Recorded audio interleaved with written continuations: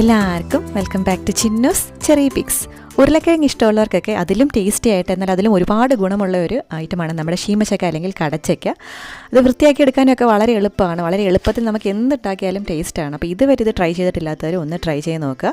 അപ്പോൾ ഇതുപോലെ രണ്ടായിട്ട് മുറിച്ചിട്ട് നമുക്കിതിൻ്റെ ഈ പച്ച തൊലിയൊക്കെ ഒന്ന് ഇതുപോലെ പീലർ ഉപയോഗിച്ച് വളരെ എളുപ്പത്തിൽ നമുക്ക് ക്ലീൻ ചെയ്തെടുക്കാൻ പറ്റും. പച്ച നിറം മുഴുവനായിട്ടും ചെത്തിക്കളയുക. പെട്ടെന്ന് നിറം മാറുന്നൊരു പച്ചക്കറി ആയതുകൊണ്ട് നമുക്കിത് അരിയുന്ന സമയമെല്ലാം കുറച്ച് വെള്ളത്തിൽ ഇതിങ്ങനെ മുക്കിയിടുകയാണെന്നുണ്ടെങ്കിൽ പെട്ടെന്ന് നിറം മാറുന്നത് അവോയ്ഡ് ചെയ്യാൻ പറ്റും.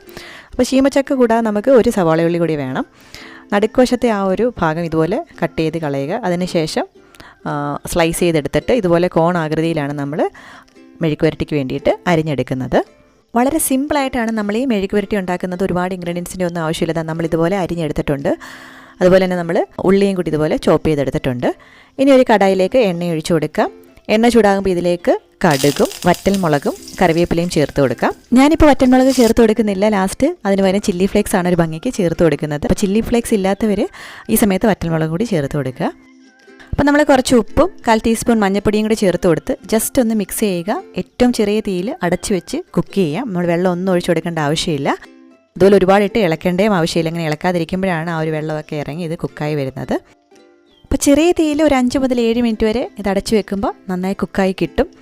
പച്ചക്കറിയിൽ നിന്ന് തന്നെ ഇറങ്ങുന്ന വെള്ളത്തിലാണിത് കുക്കായി വരുന്നത്. ഇപ്പോൾ നല്ലപോലെ കുക്കായി വന്നിട്ടുണ്ട്. നമുക്കിനി നടുവശത്തു നിന്ന് സൈഡിലേക്ക് ഇതൊന്ന് മാറ്റി വെക്കാം. അപ്പോൾ നടുക്കുവശത്തു നിന്ന് ഇതൊക്കെ ഒന്ന് മാറ്റി വെച്ചിട്ട് നമുക്ക് കുറച്ച് വെളിച്ചെണ്ണ ഒഴിച്ചു കൊടുക്കാം.